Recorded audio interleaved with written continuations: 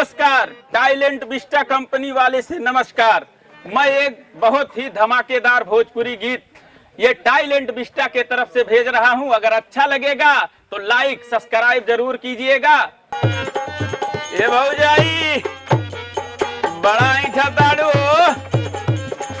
जब से लागल बा चैत महीना बड़ा ईठैलू हो हना बा गुरुजी।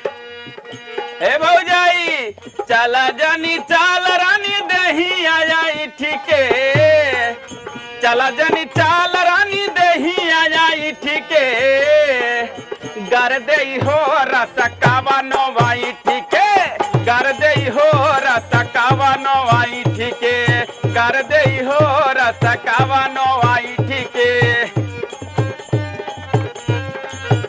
हरे चला जानी चाल रानी दही आया ठीके, चला जानी चाल रानी दही आया ठीके, हरे गर दे हो रसकावा नो आई ठीके, गर दे हो रसकावा नो आई ठीके, गर दे हो रसकावा नो आई ठीके।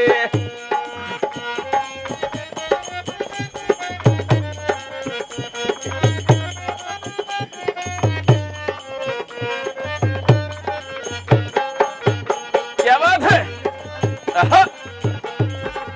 वारे भौजाई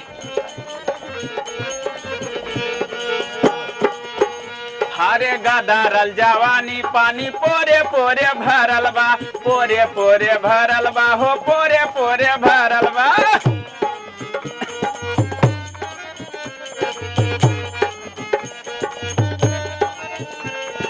केतना छाया लावन के नाजारी में गाड़ल बा, नाजारी में गाड़ल बा हो, नाजारी में गाड़ल बा।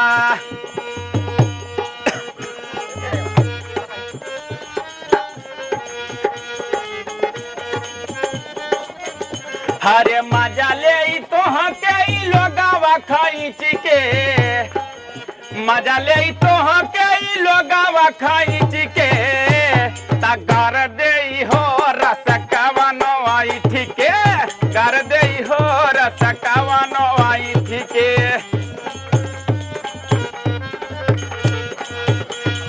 क्या बात है भौजाई?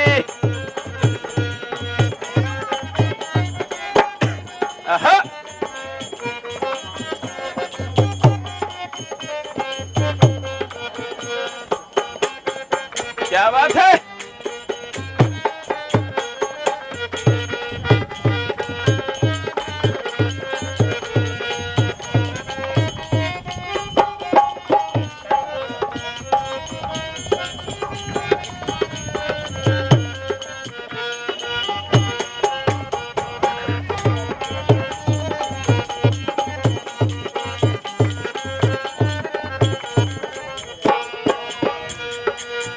कहना का बा भौजी आगे तनी सुनी हो।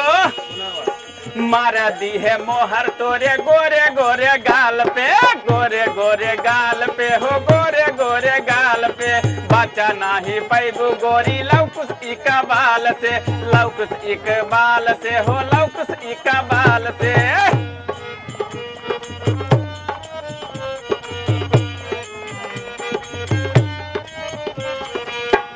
हारे मारा दी है मोहर तोरे गोरे गोरे गाल पे, बचा नाही पैबू गोरी लौकुस इकबाल से।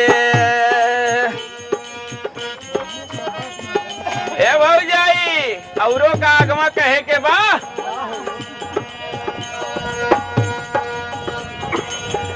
हारे माना मोरी बत्तिया समान चला तो अपके, माना मोरी बत्तिया समान चला तो अपके, गर दे हो रसकावा नो आई ठीके, गर दे हो रसकावा नो आई ठीके, गर दे हो रसकावा नो आई ठीके। चला जानी चाल रानी दही आया ठीके, चला जानी चाल रानी दही आया ठीके, गर दे हो रसकावा नो आई ठीके, गर दे हो रसकावा नो आई ठीके, गर दे हो रसकावा नो आई ठीके, गर दे हो रसकावा नो आई ठीके। देखी भैया टाइलेंट विस्टा कंपनी ओनी से है हमरे भौजाई के लाइक सब्सक्राइब जरूर करिए भैया, हाथ जोड़ा तनी।